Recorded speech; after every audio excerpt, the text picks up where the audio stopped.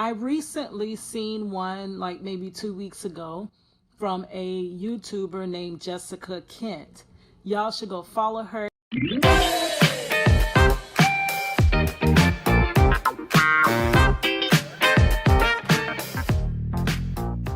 Hi guys, I'm very excited to make this video here. I've been wanting to make one of these for the longest, ever since I believe Draw My Life videos came out. My little nephew showed me one of them and I thought it was a cool concept, so I always thought that I wanted to do one. Let's fast forward a year or so later, I still had never really even went back to YouTube and never did one. I recently seen one like maybe 2 weeks ago from a YouTuber named Jessica Kent. Y'all should go follow her if you don't already. She has some deep, like real stories to tell, and she's really helping a lot of people over there. So I watched her Draw My Life video, and I had a lot in common with her that I see stemming from kind of being like an outcast and things like that.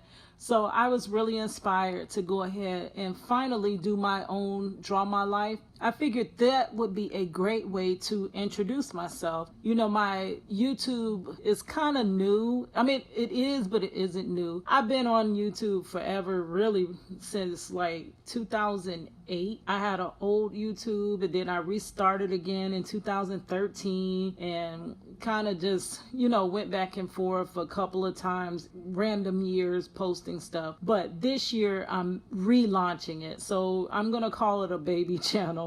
Well, I know it's a baby channel because I hardly got any subscribers. I hardly got any, you know, likes or shares or anything, which is cool. Everything is a learning and growing process. So hopefully soon that will change. If you support your girl, please subscribe.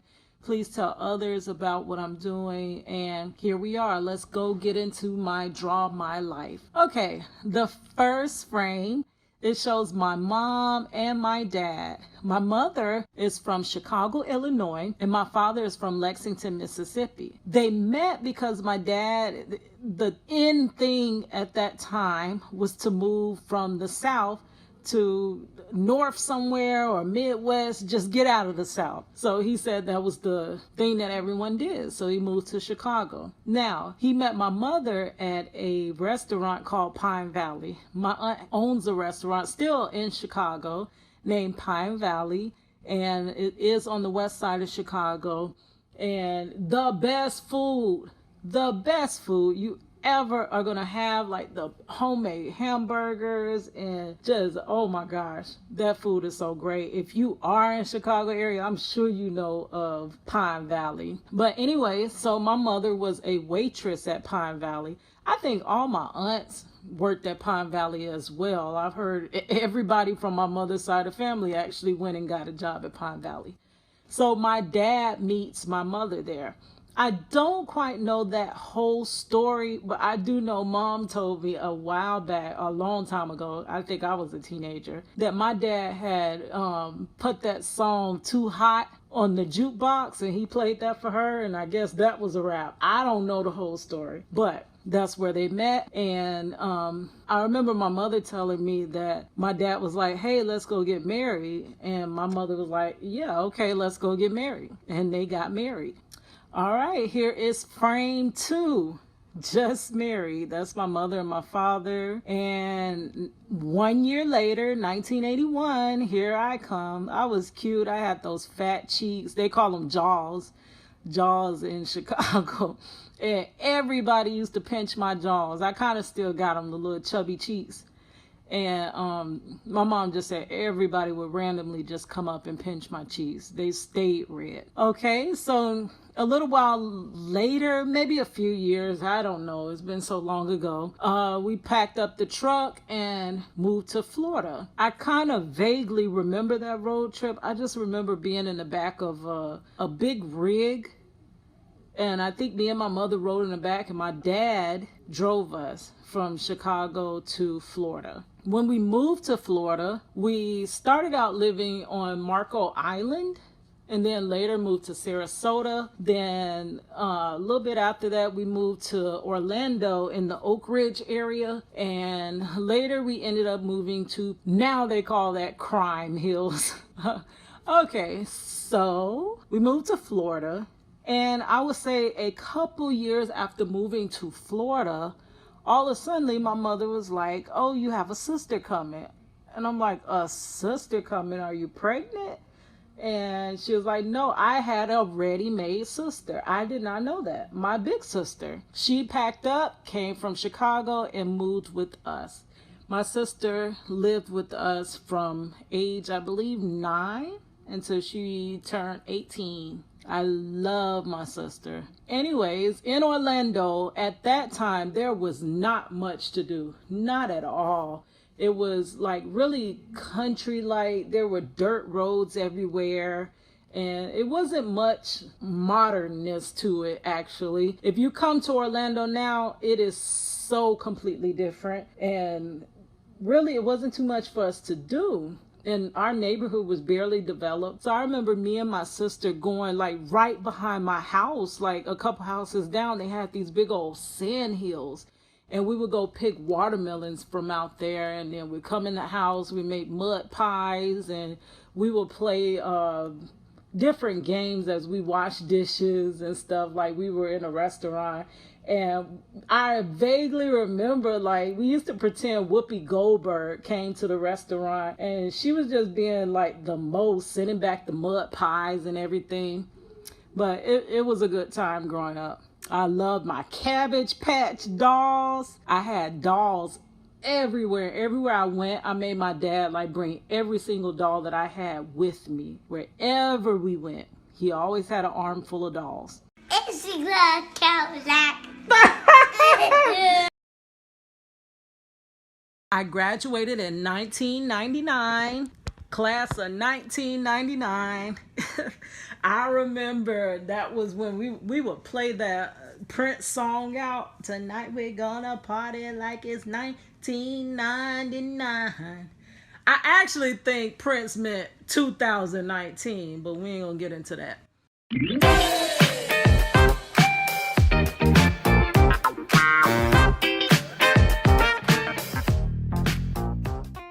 So that was a good time in life. I vaguely remember, well, I didn't go to school, elementary school in Orlando. I went to school in an outside city called Ocoee. It was a little bit further outside of Orlando. And what I remember about Ocoee, it was pretty good. It was like, you know, random, however elementary school is. But the thing that really stood out for elementary school for me is I was one of the only black kids in the school. My older cousin, he was in a couple grades higher than me.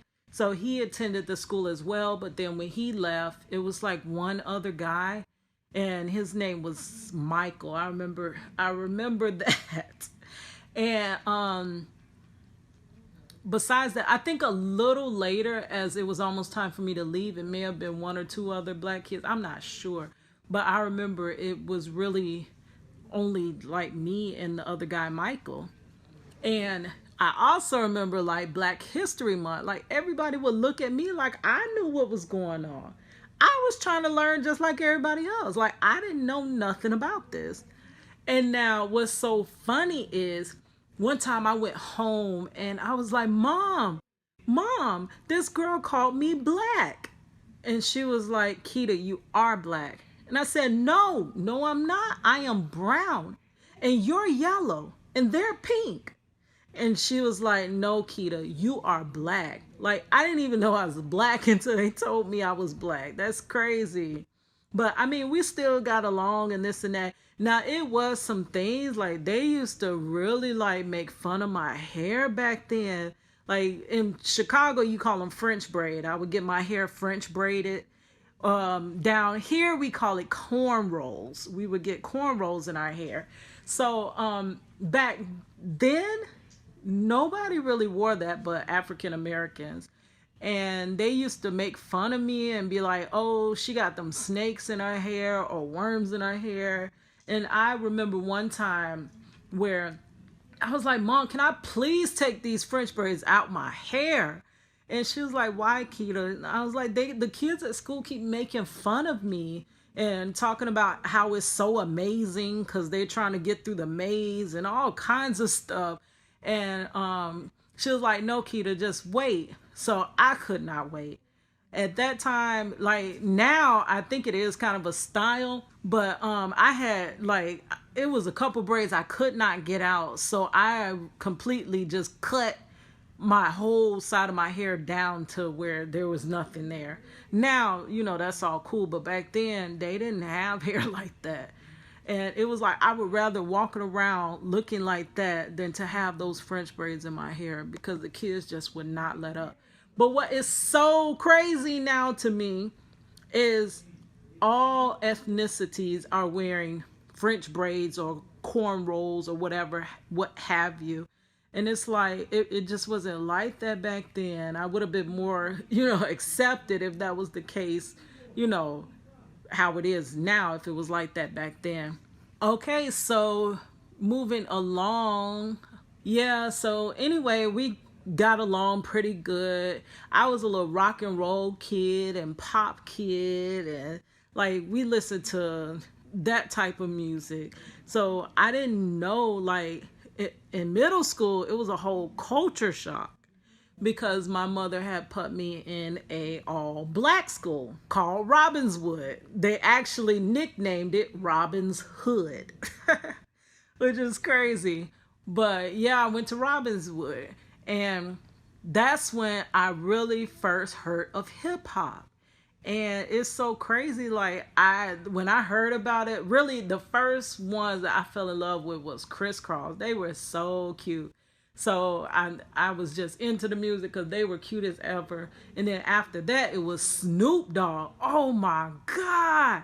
The first time I heard that 1, 2, 3 into the 4, Snoop Doggy Dogg and Dr. Dre is at the door. Yeah. Man, do you know I fell in love with hip hop right then. I told my aunt right then I was going to be a rapper. That's crazy. Way back. But anyway, so in middle school it started out pretty good, but the problem was I was a skateboard kid, and at the time I did not have my own skateboard, so I thought I was gonna make my own skateboard. You know, I was always making stuff, like even back before when I was a little girl, I used to make my own Barbie houses because, well, really, we didn't have Barbies, we had gym dolls. Anybody remember gym dolls? If you do, give me that red emoji heart. You remember Jim, like Jim and the hologram? Girl. Anyways, so we had our gym dolls. And I used to make doll houses for them, like out of cereal boxes. And I would put little toilets in there. I would cut up the little styrofoam cups, and I'll make a toilet. My dad was a construction worker, so I would get old pieces of rug and stuff and tile, and like their houses were they was nice. And I guess, you know, I get it from my dad and my uncle because they were like my uncle, oh my gosh, he was an inventor, and he also was like a master construction worker. My dad, he is so awesome. Like he built like a whole house on top of our house. Like we have the biggest house in the neighborhood because he built all of that. And that's kind of how we ended up in Orlando, because like I said, Orlando was undeveloped. So him and my uncle and, you know, the whole family came down here, and they actually helped develop most of Orlando. My dad and my uncle, they worked on a building I remember called Peabody. I don't know what it's called now, but International Drive, they did a lot of work out there, downtown Orlando. He's done work for Shaquille O'Neal. He's also done work on the show Extreme Home Makeover. I think I'm saying that right. Extreme Home Makeover. I believe that's it. Yeah, like he did a lot. He is so awesome. So I get I think I get that creative side from his side of the family. So anyways, I made my own skateboard. And I do have a story time. It's not really a story time. It's like an audio book that I made called Prison Wife Chronicles that will be linked. You can go ahead and check that out. It's pretty good. I'm an awesome writer. I hate to toot like my own horn, but when I do stuff good, like I like to celebrate that, because I'm always telling you what I do wrong. Like I do a lot wrong, and it's a lot of stuff I just cannot get right. So if I have no problem telling you that, then I think is I should also tell you what I do well, because what I do well, I know I do well, and it's not none of me. It's just gifts that I have. So I made my own skateboard out of like some roller skates, and I think I strapped like an old wagon or something to it. Anyways, I was playing with my sister, pushing her on the skateboard, and the skate part of the skateboard got stuck in a crack in the sidewalk. I went flying across her head and slid across the concrete. I had scraped off the whole left side of my face. I had scraped my chest. I had scrapes on my hands. I knocked my front tooth out. It was crazy. And I thought it was cool. I was a tomboy. I'm good. I slapped a little band-aid on it. But the problem was when I went to school, like, girl, middle schoolers are the worst. Like, you gotta have yourself together, or in middle school they are going to roast you. Like, they really just rolled me, and I was bullied. I was made fun of. When I would be at the bus stop, like, they would throw rocks at me, and then they finally gave me a nickname, Scarface. It was so crazy. So it was like, I hated school at that point. I could not stand school. I loved when it was summertime and I just did not have to go to school, because it was like torture. And when I was not in school, I would just stay up in my room like for hours, days on end, just up in my room. And I just hated to come out. That was a very lonely time in my life. I used to all the time try to cover it with makeup, but then my dad would trip because he wouldn't allow me to wear makeup. It was just so much. And what I could not cover with makeup, I would just try to either keep my hands across my face as much as I can, or if I could kind of get my hair to comb across my face and kind of hide the scars, whatever I could do to try to hide it. I went through all kinds of fade creams, and I tried everything, but those scars just would not go away. So this slide, you see, I just went through a lot of sadness, depression, and isolation. That happened really 6th grade through 9th grade. So 9th grade, you go to the 9th grade center. And the reason it carried to 9th grade, it was a whole different school. But that main bully that I had actually went to the same 9th grade center as me. So that's how it kind of carried along. The only thing during that time that people actually would talk to me and even show any type of affection towards me is when they seen that I can draw. They was like, oh, you that girl that can draw. Draw me oh, you that girl that can draw. Like, that was my only claim to fame. That was my only thing that I had to show that I was still beautiful, was my artwork. Well, as I got to high school and got out of the 9th grade, then back then we had the 10th, 11th, and 12th at a regular school, and they called it the main campus. I went to West Orange High School. So at West Orange, it was a mix of like everybody. They had all kinds of races there, which was cool. So it was like we just had our own friends, and like I had all types of friends, and I liked it, that like being around everybody and all different personalities and walks of life and stuff like that. But during this time, I kind of got out of that Scarface phase. When that girl finally left and did not come to that main campus, like, I started, everything changed. But there was this one time, okay, I remember my mom telling me that we had went to Chicago to stay for the summer. And I was the baggy jeans, big hats, and like that was TLC. Like I wanted to be just like them. Aaliyah was kind of like that as well. So, we all dressed like tomboys. So when I got there, my aunt, I'm gonna shout you out, Sabrina. Anyways, my aunt and my grandmother was like, what in the world you got on? I had on these big old, now other people I think call them tennis shoes, but in Chicago they call them gym shoes. I had on these big old floppy gym shoes, and it was like, they was like, So they did this whole makeover.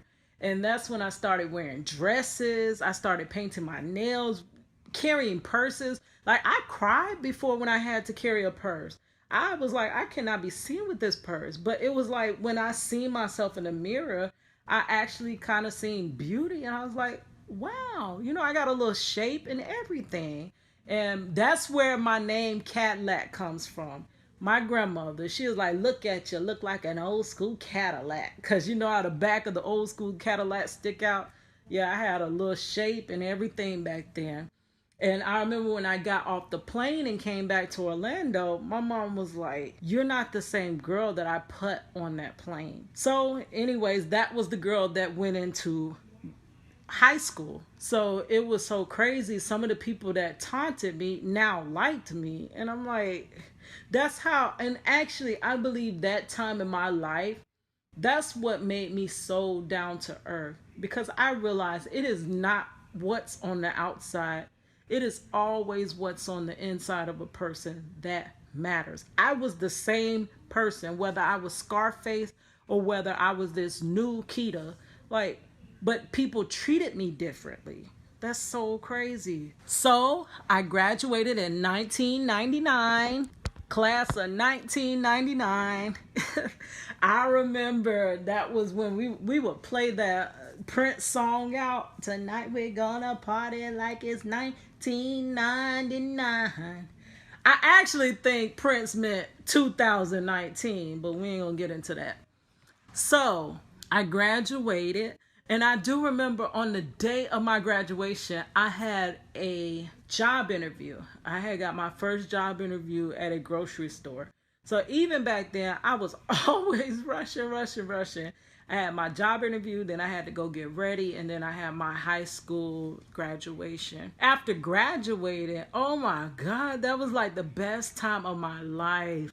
Like, though there's these couple years that you can always look back and be like, ooh, that was my life. I was getting my life then. And I would say it was 1996, that year I went to stay with my grandmother. And then I would say 1999, that was the year I was getting my life. I was out in the club. We were like church kids. We couldn't go nowhere. If it wasn't school or church, they didn't let me go.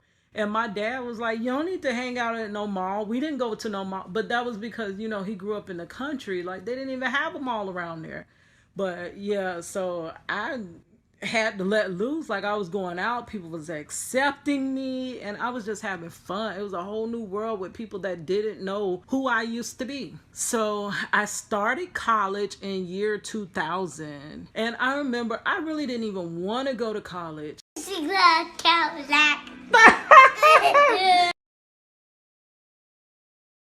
My daughter was born in June, so in August I get this call, and it's Marcello, and he's like, this red band on my arm, like he's crying. I'm like, red band? What's a red band? He's like, they got this red band on my arm. And I'm like, what is it? Like, I don't understand. When I asked him, what does the red band say? He said, it says life or death.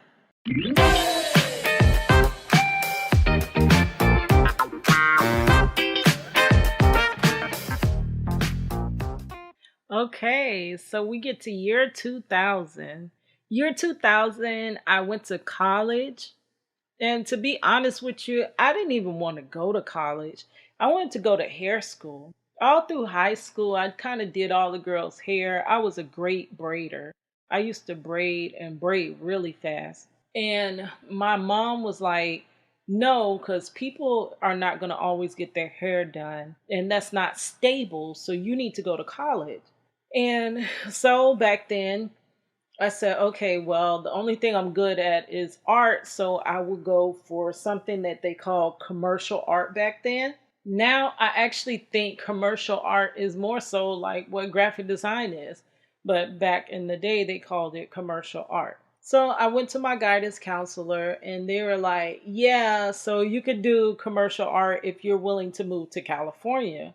And I'm like, no, I don't want to move to California. So they're like, well, there's no industry for commercial art here in Orlando. Go figure.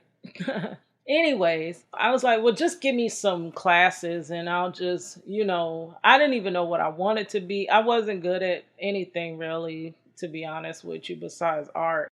So I didn't know what to do or anything. So I kind of just was like, just give me some classes, so that my mother will know that I'm in college. And I really don't know what I was doing, to be honest. I had changed my major several times. I think I was a legal secretary, which that came a little bit later when I had, I was trying to get my foot in the door with lawyers and stuff. So hopefully they could, I'm fast forwarding a little bit, but you may already know so that they can help my daughter's father out and stuff. So I did that. When I was last leaving college, they said I was enrolled in billing and coding. I don't even know why would I sign up for that. I'm not that's not even me at all. So I don't know what I was doing in college. So that year in 2000, I believe it was about summertime. It was somewhere around summer. No, actually, I think it was May something. I don't know. Oh, I wish I really knew, but I don't know.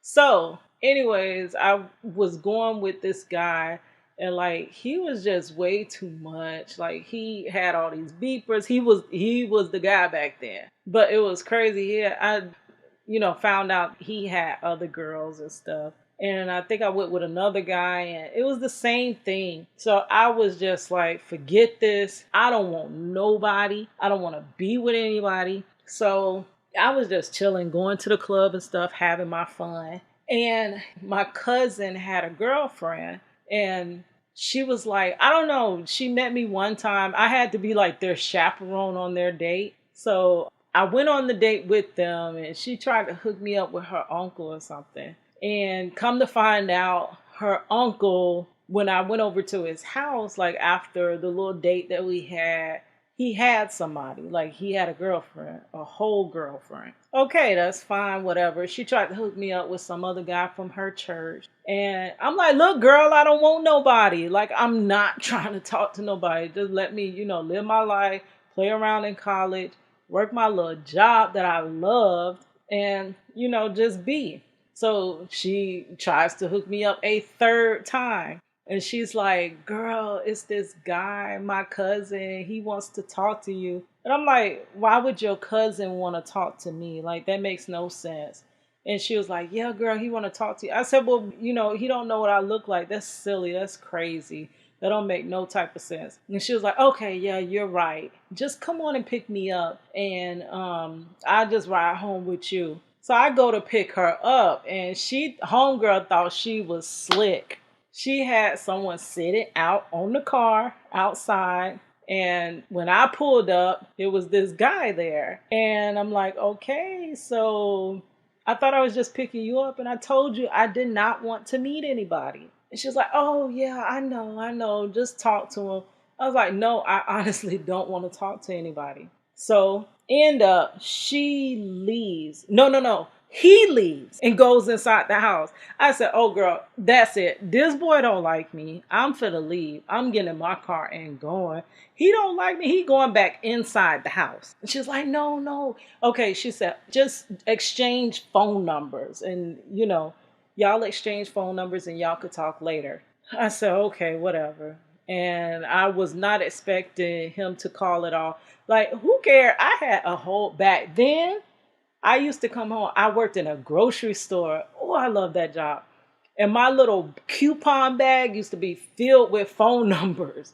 Like it was just random. Like I can call whoever I wanted to. I didn't really, get down like that. We used to just back then. I know they don't do that now, but we used to just go out to eat, have fun, and stuff like that. So I didn't need him. Like really? And I don't need no relationship if guys finna be cheating and stuff. So I was good. He calls me. And when he calls, he's like, he's like really sweet. And just being around him, I noticed how he treated his grandmother. He was so like, yes, ma'am, and no, ma'am, and opening doors for me. And I'm like, this is weird as I don't know what. Because I ain't never had nobody ever treat me like that, honestly. I had a guy, a gentleman, that he was cool, but this other guy was like overboard. Like I never really had that. So I didn't understand it. And we ended up just, well, I kept telling him I was only going to be his friend. And he was like, please, like, basically, at that time, I had like three boyfriends. Well, friends, we'll call them friends. I had like three friends, and I would tell him he was my friend. And like, we'll hang out, chill. And before I left him, like, I would be trying to get him dap. He was like, no, I want a hug. And I said, okay, homeboy, and give him dap. We'll fist bump. So he would be like, you gonna be my girlfriend? And I'm like, no, I'm not trying to be with nobody. I said, and I used to joke, oh, I guess this bite me in my behind for all that joking. I used to say, no, I'm gonna be single forever and I'll just get me somebody like to retire with. And maybe that came to pass because I used to say that. But I was for real, like I didn't need to be tied down. So he said he was going to ask me one more time. And if I tell him no, then no meant no. And he asked, and that time I said, yeah. Crazy. I said, yeah. And that was the end of it. From that day, oh my gosh, I was in love with him, but I couldn't show him that because you show a man you love him, but then he got like all range to do whatever he want at that point. So I had to be tough, So we get to 2001, and that's when I had my little baby girl. Crazy. And his reaction, like I thought he was gonna be like upset, like, no, that ain't mine or this and that. Even though I wasn't with nobody, I wasn't even into doing stuff like that. I don't even know how we got to that point. So it was so crazy. We used to take long walks around the neighborhood, and I told him, and when I told him, he like knelt down right there, and it was like this big smile on his face. He was like, I'm gonna be a father. And I was like, yeah. And he just started rubbing my stomach. And like, I was like, wow, okay, this is completely not what I expected at all. Not at all. So, we were hard down in love. Like, it felt like, shoo, I just couldn't live without him. And I felt like he felt the same way too, because and then we fell in love at a Cash Money concert. That is so crazy. But that story there, I'll probably tell in depth what happened there in another story. But yeah, so we fell in love. And I had been in love before, but this was just so different. So I had my daughter in 2001, and she was a big baby. I had so much heartburn because she had so much hair. And I mean, I used to just sit up, like when I was pregnant with her, I would just sit up and I love Lifetime movies and stuff. And I eat my chips and salsa because that was my thing. I went through a whole bag of chips and salsa every single day and boiled eggs. So ended up, she was coming late. We were way past due. And I'm like, I had just ate me a big old bag of chips and salsa, and the doctor gives me a call. And it's like almost maybe like 9 or 10 ish at night. And I'm like, yes. And they're like, "Oh, I'm such and such from the hospital. You need to come in and deliver your baby." I'm like, "Can we wait till the morning?" And he's like, "No, your blood pressure is like super high. And if you don't get here, you could be in danger, and your child could be in danger as well." And he was like, "We have been trying to contact you like all day long, but you weren't answering the phone." And that day, that was a beautiful day. My mother had took me to her job with my loved one, Marcello. Oh, man, we and my little sisters. It was my little sisters, it was my mom, it was me, and we just all went to her job. Then we went to the mall and had dinner. I mean, lunch, I'm sorry. We had lunch together, and it was perfect. And this guy, oh my gosh, he was so perfect. He said he was going to be at every single doctor's appointment. Do you know, one day I had left him. I had went on because I thought he didn't call and this and that. Halfway down, getting to the driving to the doctor's appointment, he's on. I see him on the side of freaking road, waving his arms back and forth. Runs down my car, and he's like, "Kita, you left me." I'm like, "I left you. I didn't know you were going. I didn't even know you remembered the date." And like when the doctor handed me the sonograms, he was like, excuse me, where's my sonograms? I'm the like, I mean, you just could not want any more. You could not find no one more perfect than he was. So had my daughter, and everything was so nice after we had her and she was born. I just had all this overwhelming just love. And I didn't know what I was going to do as a new mother. I had helped raise my little sisters, but I didn't know about being a mother. It's always different when the child is your own. But I did know that that child came first. No matter what, that child comes first. I would say about 2 months later, because it was in August. My daughter was born in June. So in August, I get this call, and it's Marcello. And he's like, "This red band on my arm," like he's crying. I'm like, "Red band? What's a red band?" He's like, "They got this red band on my arm." And I'm like, "What is it?" Like, I don't understand. When I asked him, "What does the red band say?" He said, "It says life or death." And I'm like, "What? What are you talking about? Where are you?" And that's when he told me he was in jail. Oh my God. And that's where this roller coaster ride for me really began at that moment. Ended up, he was able to get out on bond. His bond was really high, but I'll tell that story in another, story time or something. But I actually was able to bond him out, and he was on house arrest the first year of my daughter's life. And he was such a great father. Like, I used to go to work. It was hard for him to find work at that time because he had just got out of jail. But we used to go like hitting the pavement. I wasn't really happy at my job anymore, so I wanted a better job. And he was trying to find a job. So we used to spend so much time just looking for jobs. And we tried everything. Like, we tried these get rich quick schemes, like everything. The get rich quick realtor stuff. Then it was the envelope stuffing. We tried that, where they pay you for stuffing so many envelopes. Then it was this thing where you make these little miniature jewelry boxes for doll houses, and for each one you complete, they would give you this kit, and each one you complete, you would get paid for it. And we just tried everything, everything we could think of.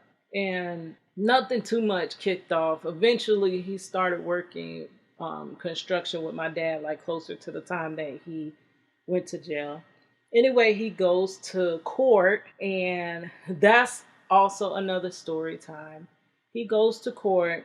We're thinking, he's going to get through this, and he doesn't. The judge gives him 40 years. He does have 6 charges. They ran concurrently. So he has to do a 40-year sentence, and he's serving for all of the charges at the same time. He had no priors. He had no. It was just so crazy. Like, this came from nowhere. We were just planning to get married, have more kids. We both were going to be successful. I was going to finish college finally, and the whole coin just flipped to the other side. Kadlac. So I left the stripper, idea out but shoot, I probably could have got up that 10,000 like quick.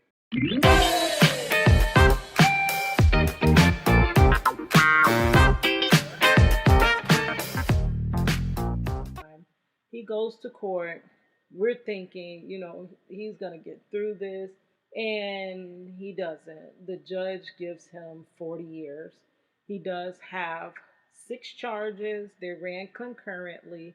So he has to do a 40-year sentence, and he's serving for all of the charges at the same time. He had no priors.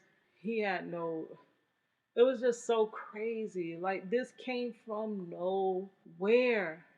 We were just planning to get married, have more kids. We both were going to be successful. I was going to finish college finally. And the whole coin just flipped to the other side. Like, it was like, no, you're on this path now.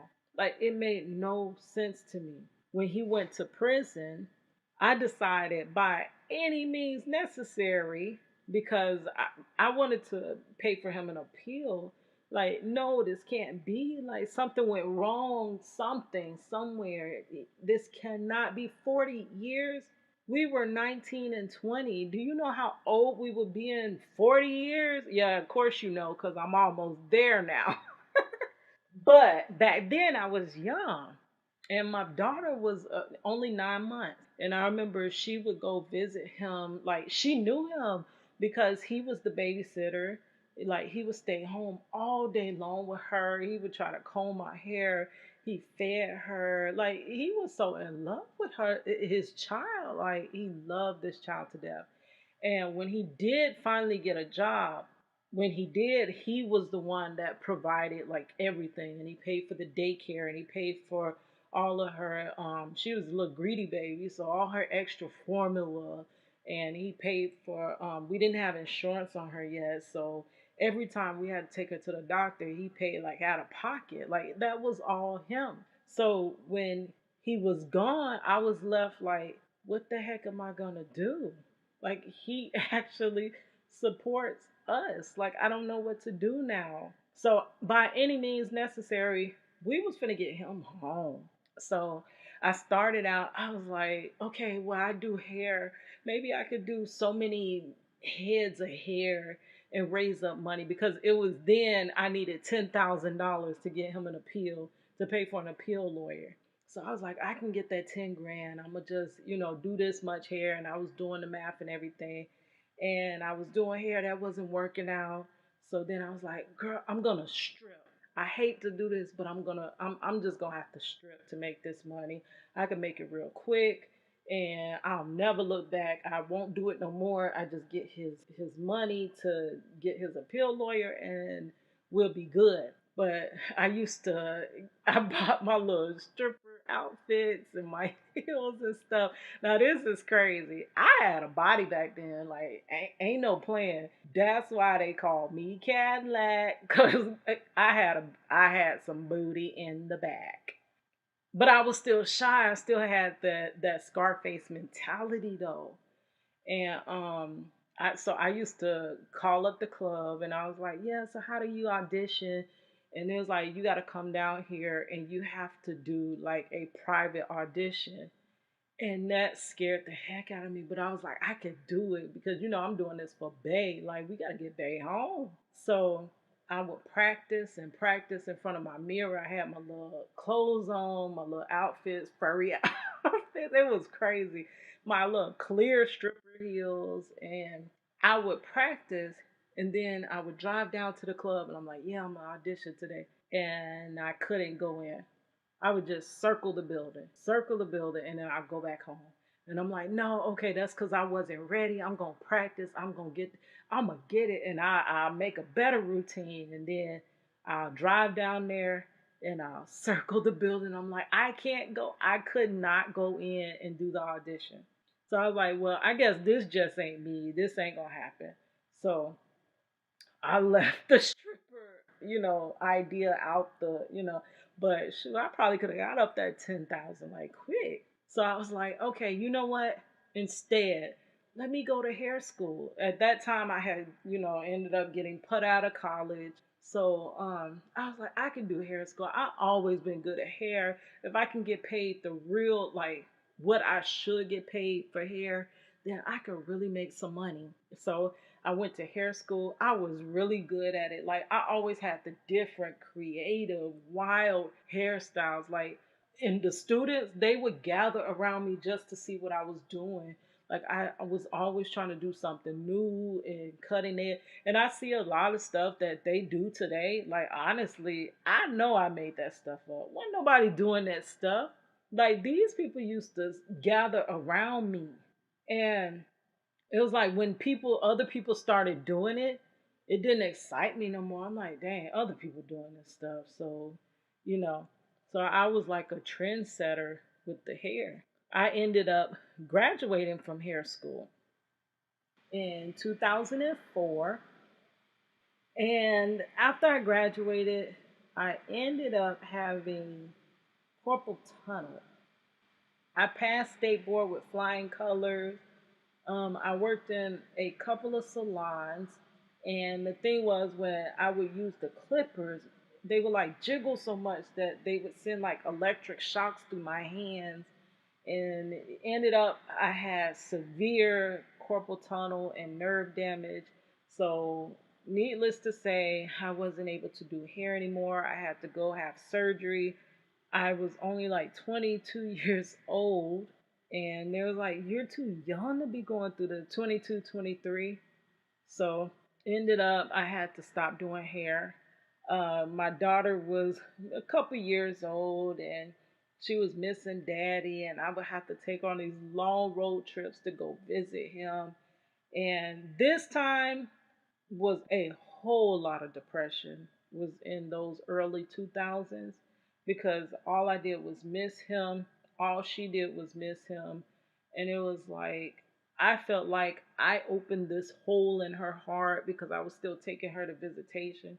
Like, I'm introducing him into her life, and she wouldn't even know him if I didn't do that. Like, I don't know. It's crazy. I go back and forth like, did I do the right thing? Did I do the wrong thing? We don't know. We only human, and we do what we can do. So I was still determined. In hair school, when I did hair school, baby, I worked overnight. When I would get home, I would creep in the door, and I'm like, oh, please don't let the baby wake up. Let me get a couple hours of sleep. And like an hour later, that thing was woke. She was woke. And it wasn't until she took her nap that I got a little small nap, but then she was, back up. And finally, around 4 or 5 ish, when my mother came home, then, she would get the baby. But I was in cosmetology school, so around 6 o'clock, I had to be to school. So when I'm finally able to go to sleep, it's time to go to school. I would go to school all evening, and then after school, it was time to go clock back in overnight. And it was so many times that my daughter would just cry, like, Mommy, please don't go to school. She started talking a little bit. You gotta leave again, Mommy. You gotta leave again. And like that was way too much. It was like if he could only be here, none of us would be going through this. So I never gave up. I don't know how to give up. Oh, you just don't know how many times I want to give up. And I just don't know how to give up. So, y'all already know that Life Jennings story. And after meeting him, that's when Project Reach the World started formulating. And I thought I was going to be a rapper. I was really good at rapping. Like, not to begin with, but when we came towards the end of that, no, I was it. Like, honestly, I was it. But I had to leave hip hop, and that's in another story time. I'll link that down below. But I had to leave hip hop because I had a message, and with what they wanted me to do in hip hop, I couldn't spread my message. That would be too contradictory. Like, I can't be over here and then over there. But I know y'all gonna judge me because I just said I wanted to be a stripper, but you notice I couldn't do it because it's not in me. And I don't judge anybody that is out there stripping. I actually understand you. Like, honestly, I understand. But I just couldn't do it. I wasn't like bold enough to do it. So I ended up stopping rapping, and that was about maybe 2010 ish. Kadlac.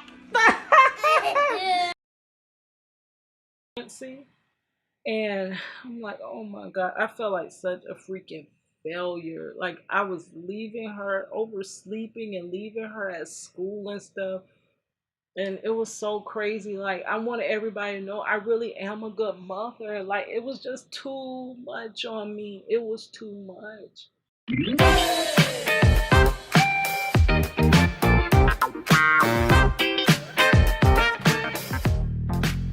So I ended up stopping rapping, and that was about maybe 2010 ish. I still would spit a verse every now and then. Like, I can't stop. I can't stop if I get a little melody in my head. So 2011 came, and that's when I actually found out that I was losing my eyesight. Well, I knew something was going on because I couldn't see that clearly. I knew I used to be able to see clear across the room, and then all of a sudden, like, I can't hardly see, like, right in front of my face or anything. And it had got to the point where I couldn't see my hands, like the texture of my hands. I couldn't see my feet. And even like being close to a mirror, I couldn't see my face that well. I'm like, I can't. And deep thoughts in my head used to be like, oh my gosh, one day I'm not going to be able to see my daughter's face. Like, that's what used to scare me, one day not being able to see her face and see what she looks like. So, but how I ended up, I knew something was happening, but I had went to several doctors, and they told me all kinds of crazy stuff. Like, you have to get a whole bunch of opinions. But I did try to get a whole bunch of opinions. I used to pay top dollar for all these different glasses, and I would get the glasses and then I can't see. And then the people didn't even want to give me a refund. So end up eventually, I had to go in and take an eye exam for my driver's license. When I took that eye exam, I failed. And they did not actually take my driver's license right away. What they ended up doing, they gave me an extension and they said, you have to see an eye doctor to resolve this. If you don't resolve it, then we're going to, permanently, suspend your license. So I got really scared because I'm like, I tried so many times to go to doctors.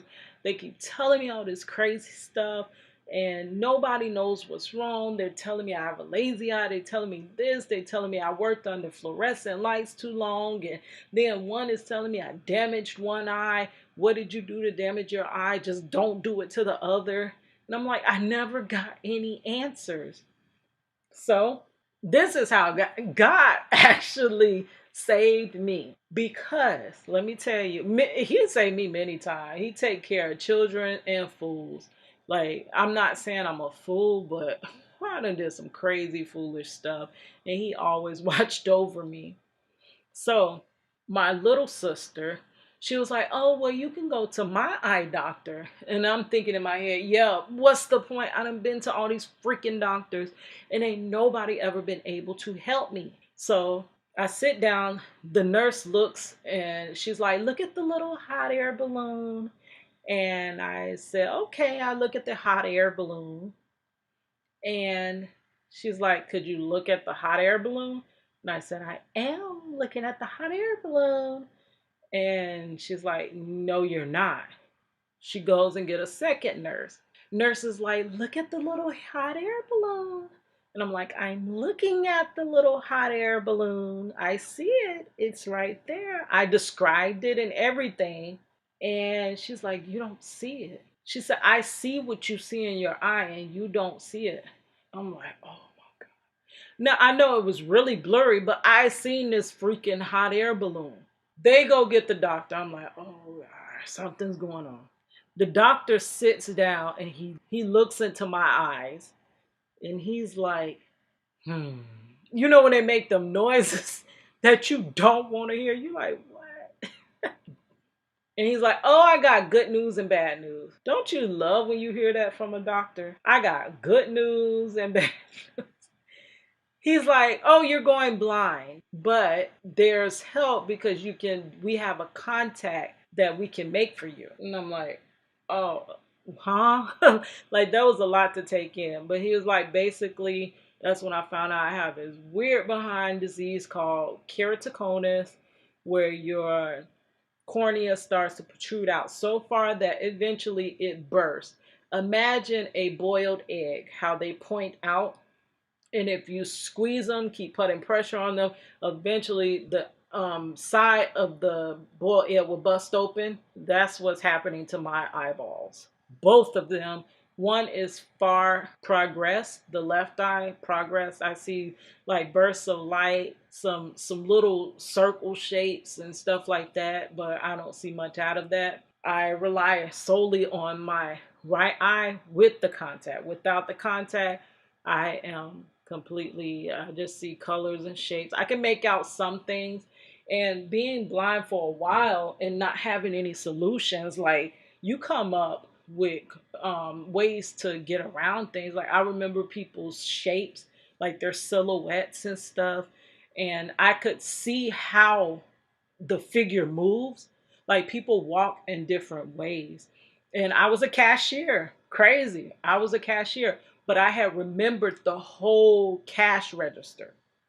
Now, I used to hope I was giving them the right change back, but my drawer always came out right because I knew where all the money went, like where each, money slot was. So that's how I was able to.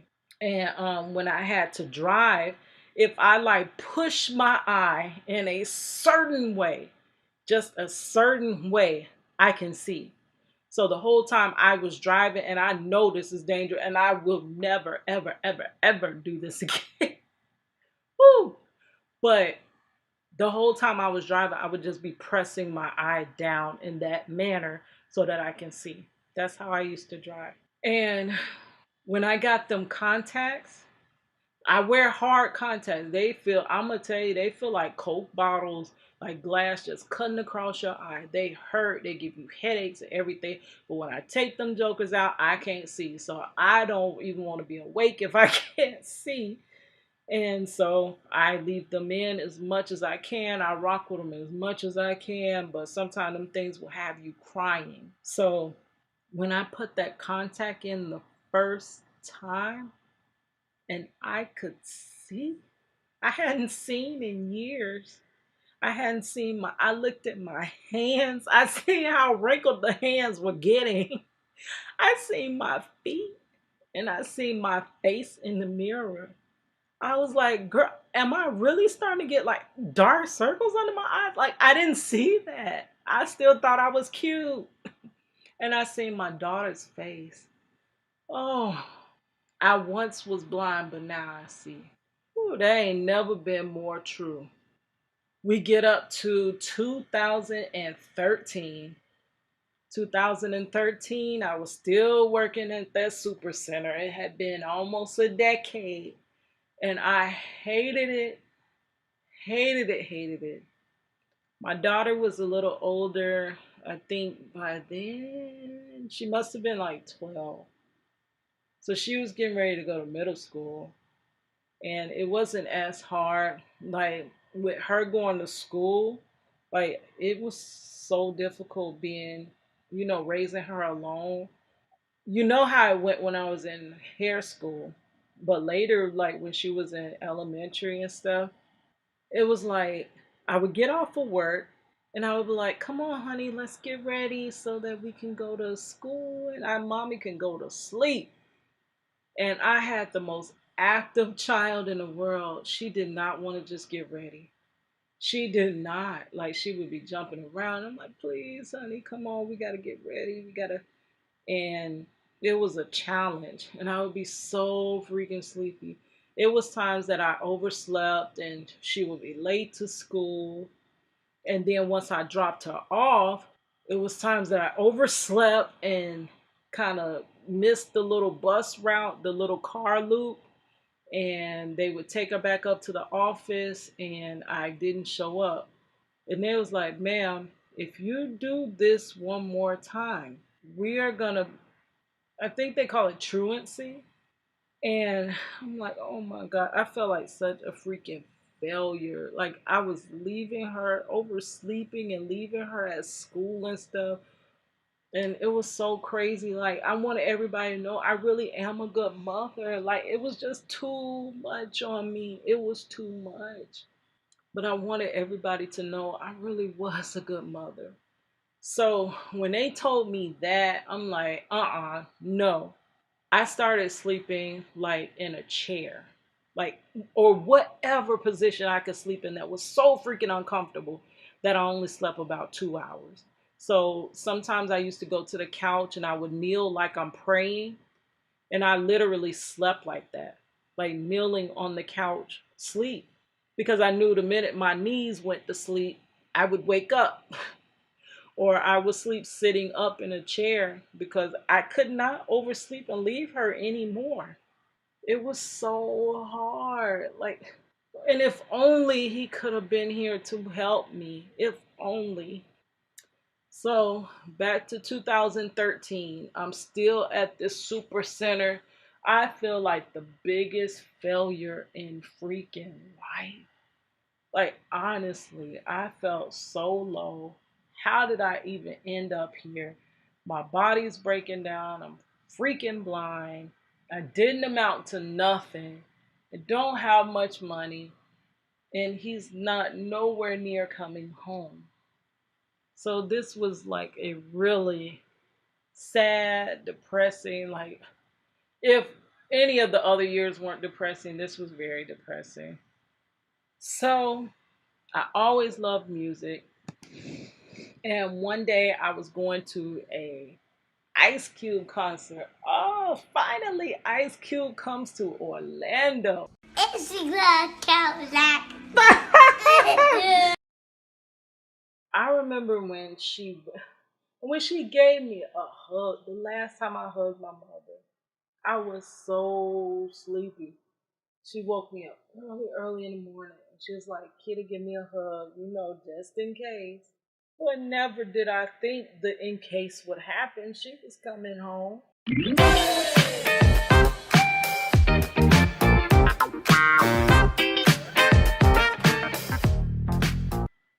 So I always loved music.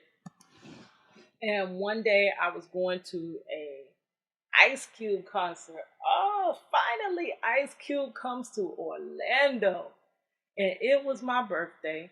My mother had said she was going to buy me the Ice Cube tickets, and everything was good. We were going out to eat, and I was like, let me stop by, the super center so that I could, you know, I wanted some contact solution because they only sell, they call it gas permeable contact solution. And like a lot of places stop selling it because not too many people use it. It's getting really hard for me to even find it. It's expensive as heck. But what it is it's like a contact solution that forms like a little booger. It feels like booger consistency. And it kind of cushions itself on your eye so that the contact doesn't hurt so much. So you have to soak the contacts in these little stuff to put the little booger there so it doesn't hurt. And I went in to go try to find that because I was barely able to find this stuff anymore. So we all go in. My cousin, my aunt, they're on scooters, the little electric carts, and I'm walking. and in front of me was like a row of buggies. And I'm like, okay, I'm walking, and I couldn't walk any further because the buggies were blocking me. So only thing came out my mouth was, "Could you?" And the next thing I know, I went from standing up as tall as I stand, 5'5", to boom, flat on my back. They had water everywhere, all over the floor. I completely slipped. I bust my head on the ground, and it was like my family just kept walking. They were still on their scooters, and the rest of them were walking in, and I couldn't move. Like when my head hit that ground, it was like I could see people. I seen people moving, and I wanted to say something. Like my hands were stuck like up. Like I was shot where my fingers were spread, my hands were up, and I couldn't move anything. I couldn't say anything. All I could do is see. And I thought, oh my God, I actually die on my birthday. Like that's what I thought I was dying. And maybe a couple minutes later, I was able to speak and my hands moved. And I was like, I'm not okay. I'm not okay. And I hurt my back. So I did not see Ice Cube. I didn't see Ice Cube. And ended up I ended up in the hospital at that time. So that was a whole like crazy thing. That company that I worked for was actually the same company that I went in another store on my day off, failed, but because it was the same company, and they ended up like writing me up and trying to fire me. So I was going to get fired. I was hurt. I ended up getting 3 herniated discs in my neck. Like, you ain't even got that many discs in your neck. You have like what? I don't know exactly what you got, about 7 or 8. I don't know. But I have 3 that are herniated. I had like 5 pinched nerves in my neck. Think about your neck. Like that is your the bottom of my back is messed up now too because I slipped the bottom disc, and I'm like, really? It gets no better. So ended up fired. Well, they claimed that I quit, but why sit around and let somebody fire you? I went got up and found me another job, and I ended up working at a theme park. I am 30 something years old and working at a theme park. And I made way less money than I made. I lost my stock. I lost my 401k. I had I had several benefits. I lost my health insurance. I lost all of that. Was Ice Cube worth that? Yeah, he was. But I didn't get to see him. So 2015, my mother, she had went back to school and she finally graduated. She kept graduating, not finally graduating. This was her 3rd time graduating. This time it was with her master's, and she was just so excited. Everybody was excited for her, and it was just so much she was ready to do. Her dream was to be a professor, and her other dream was to get a franchise of Chick-fil-A. She wanted a Chick-fil-A for all her daughters to be able to work at so that they would never be out of a job. And that was her dream. That was her only dream after all that schooling. She graduated at age 53. She graduated. And we get to 2016. 2016, the beginning of the year, I went back to school, and I do have that in another story time, how I ended up going back to school. And I finally went back to school, and it was like all that other stuff I tried to do, the hair school, the rapping, the stripping and everything. Finally, I think this was the first time that I made my mama proud. Like, she was so happy to talk to me about homework and stuff. And she was like, Keita, I understand you, but as long as you did the best on your test you could do, then you're good. And it was crazy. And I remember when the first semester was ending, and I thought I had failed my final. And she was like, Keita, it's okay. And I was like, no, mom, it's not okay, and this and that. And I remember I had signed up for summer classes, and they had dropped me out of summer classes. And I was like, mom, everything's not going right, and this is crazy. I can't do school and this and that. And it was like I wanted to tell her all the things that were going on. When she graduated, she wanted to get her health in order. So she had lost a lot of weight, like because she was diabetic, she had lost weight. She had got her degree, she was ready to start her business. And she went in for a routine surgery, and my mother never came home. Yep. And what is so crazy? Oh, I remember when she gave me a hug, the last time I hugged my mother, I was so sleepy. She woke me up early in the morning. And she was like, Kitty, give me a hug, just in case. But never did I think the in case would happen. She was coming home. And I go back to sleep. I wake up, and it's maybe around 10, 11. I'm wondering what's going on. Guess mom should be out of surgery by then. And finally, we get the word back saying from my dad that mom's not doing so good. I'm like, huh? Mom's not doing so good? Honestly, I think my mother passed that morning. They had lost her for a while. And she got back. Somehow they got her back. And she was in the hospital. And I sat there all day with her on my little laptop. I regret being on a stupid laptop. But I sat there with her all day. And my sister, she was there, but she went to go get clothes and stuff to come back, and she was gonna spend the night with mom. And I went to go to work because I had to go to sleep so I could go to work. Really? I went home and I told mom, I said, I love you, mom. I'll see you in the morning. I'll see you after work. And her last words to me was, I love you, Keita. Thank you for coming, and get home safe. If you knew those were your last words, if I knew that was my last hug, she probably wouldn't even made it to that freaking surgery.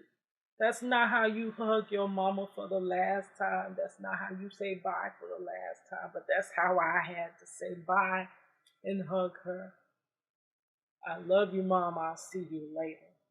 2016 at age 53. Crazy. It's a Kadlac. And her last words, she wrote a note. My mother used to write all the time. And the night before she went to the doctor, she wrote a letter.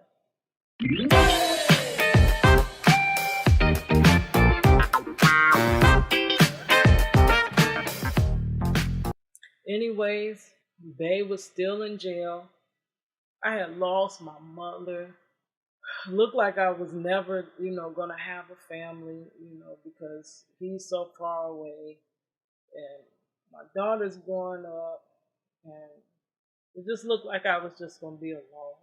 My life is to be alone. Something crazy.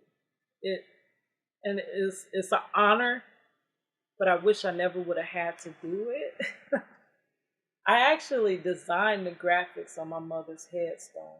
Yeah, everyone thought that it would be best and it would be special instead of picking graphics that were like in the little catalog if I actually designed them.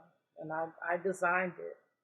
And her last words, she wrote a note. My mother used to write all the time. And the night before she went to the doctor, she wrote a letter.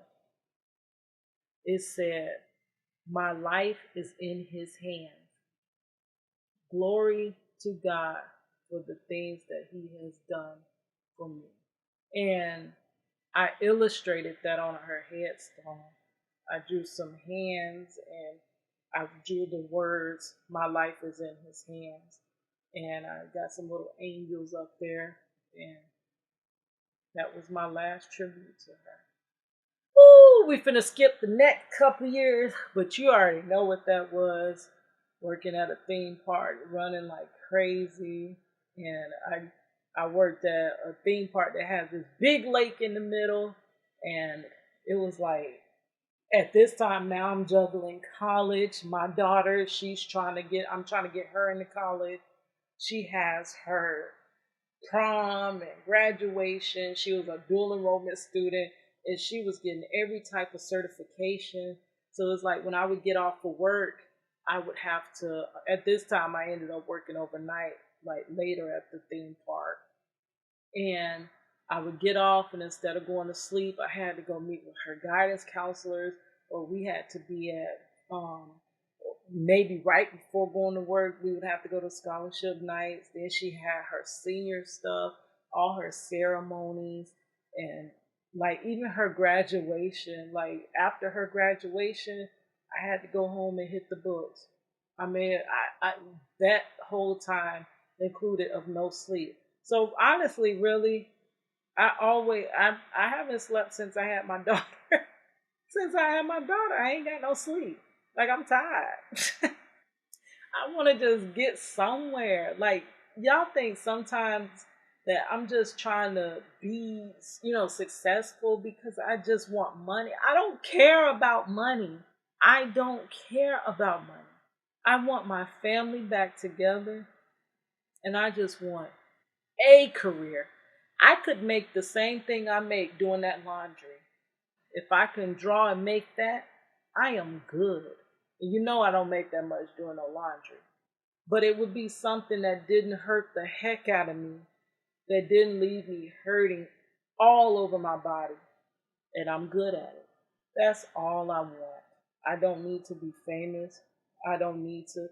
This whole YouTube that I'm starting is only because this is my last effort to try to put my family back together.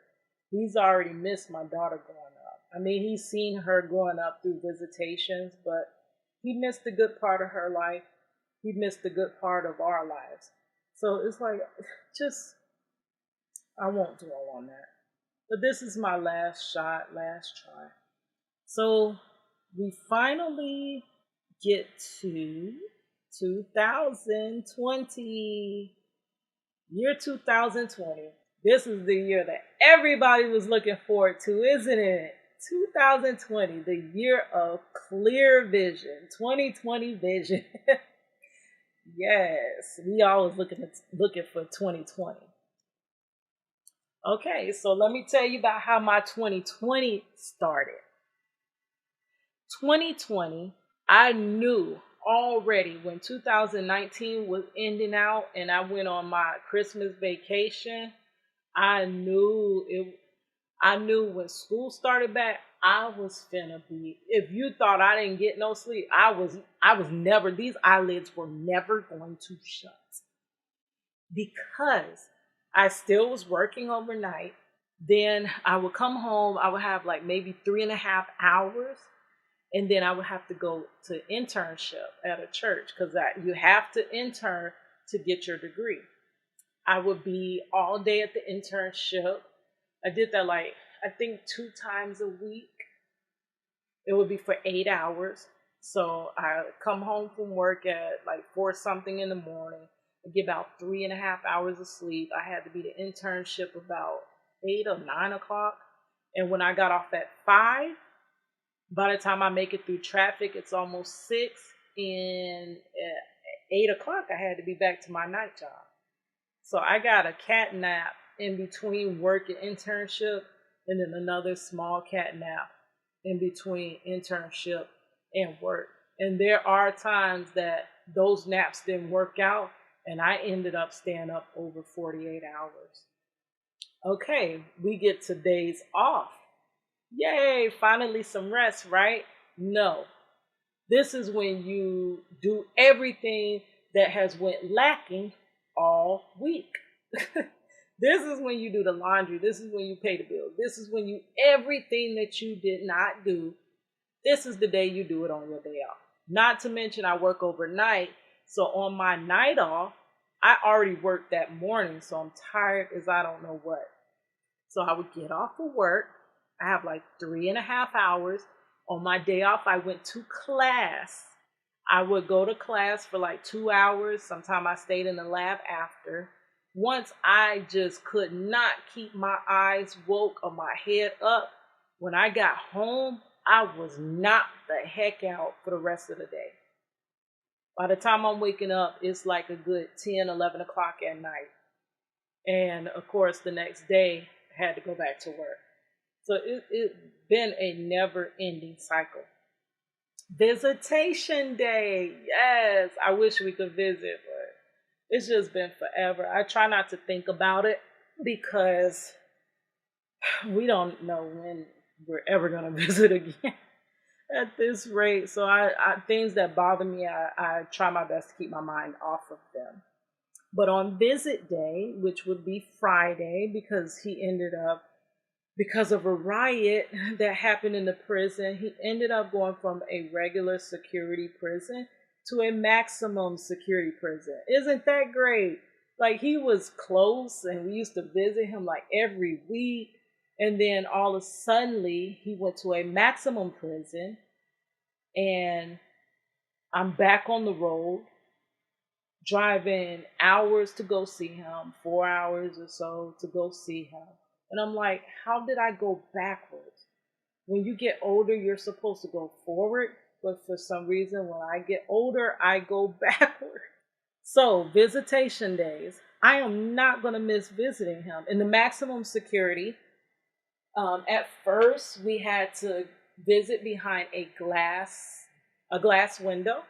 And it brought flashbacks because the last time I visited behind a glass window was when he was in the county jail back then, a long time ago. They don't do that anymore. But when my daughter was a little baby, she used to visit him through the glass. And she would jump at the glass and she would be looking at him like, Daddy, why won't you get me? And she would just keep jumping at the glass. And she hadn't visited him like that in so long. We had face-to-face visits, and for years he had been right in the city, like a couple cities over from me, like maybe 30 minutes away. And now he's in maximum, no visits. It's Kadlac. At first, we had to visit behind a glass window, and it brought flashbacks because the last time I visited behind a glass window was when he was in the county jail back then, a long time ago. They don't do that anymore. But when my daughter was a little baby, she used to visit him through the glass. And she would jump at the glass and she would be looking at him like, Daddy, why won't you get me? And she would just keep jumping at the glass.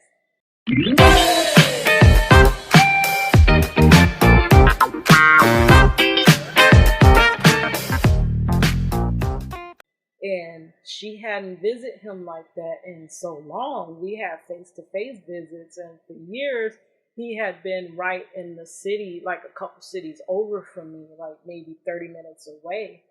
And now he's in maximum, no visits for almost a year.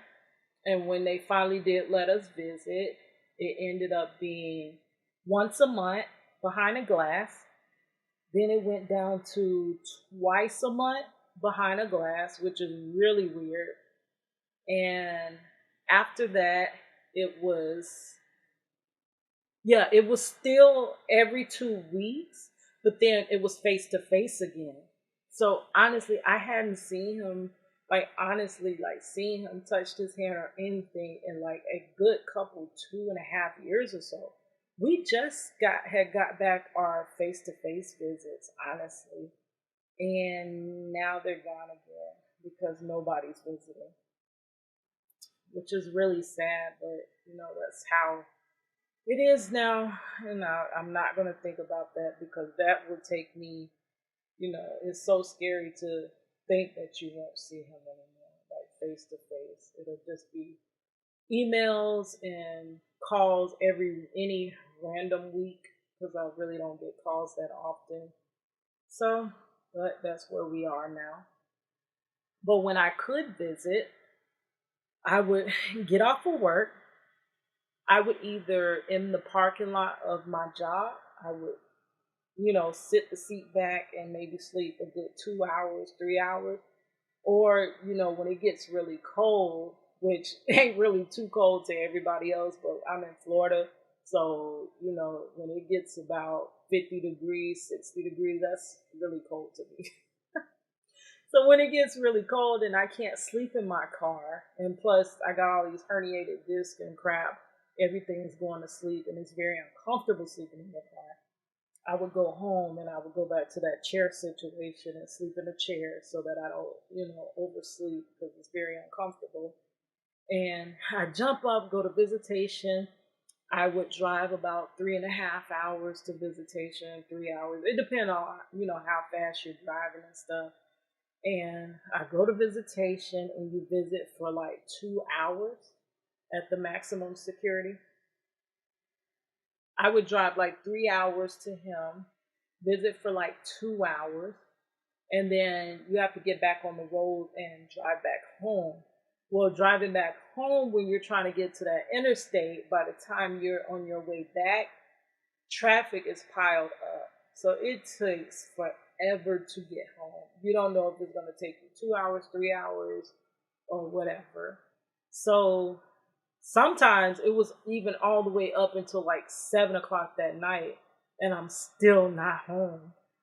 And all of that for a 2 hour visit. But when you love someone, that's you do anything. If you can get to that person, think about that person you love. If there was any way you can get to them, wouldn't you try? Wouldn't you do it? Wouldn't you sacrifice to do it? So get back home. Sometimes I had an hour before it was time to return back to work. Sometimes I had a couple hours. Randomly, I would have the night off. And it was like on my way back home, it was so hard to get home. Like I was pulling over to every gas station, taking 5-minute naps, which is very dangerous, but that's how it was. And this was my life. Like this was crazy. I was burning both ends of the candle. It was only a matter of time before that fell apart. I couldn't do that juggling act too much longer. And I didn't have to do it too much longer because the shutdown happened. And I was in school and I was in my last classes. I was supposed to graduate. And later they ended up, they put us out of school. They turned everything to online and they put the kids out of school.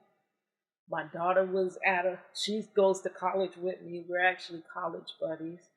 And they put her out of school.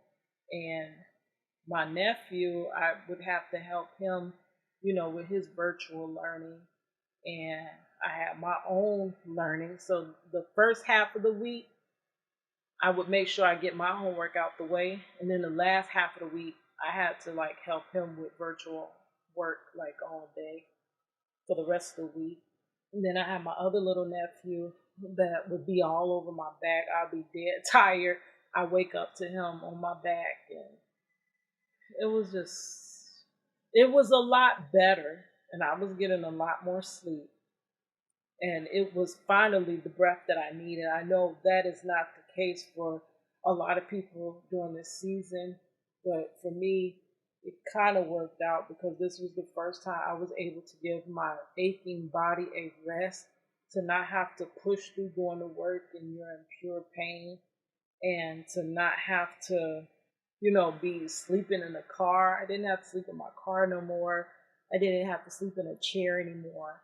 So, you know, but all in all, they ended up canceling graduation, this graduation that I imagined for years. They canceled it. And I won't get my stage walk, but, There's a lot of other things going on in life, but that is kind of a blow. But you gotta look at the bigger picture. So I won't get my stage walk. And I ended up not being able to. They gave us the choice to drop the class and retake it in summer.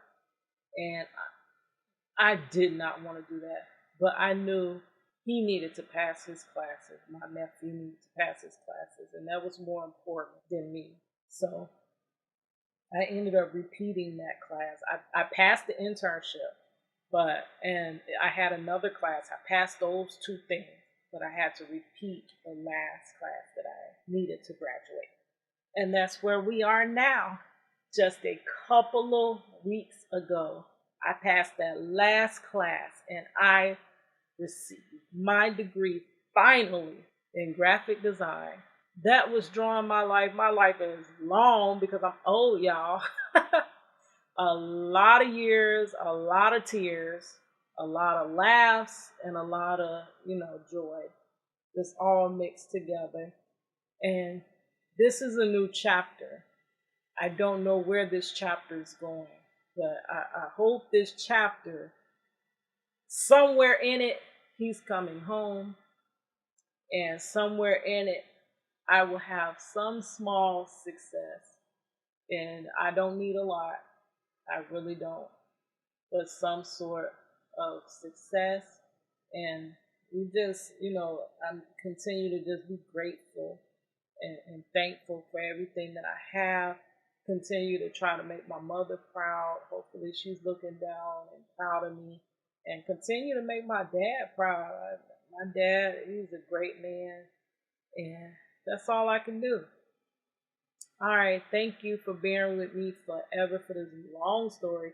But it was worth it because look, it took me the last 2 to 3 weeks, almost 3 weeks, to illustrate all these pictures. So hopefully I get a couple views so that it was, worth the time. Thank you guys. It's your girl Kadlac. It's your girl Kadlac.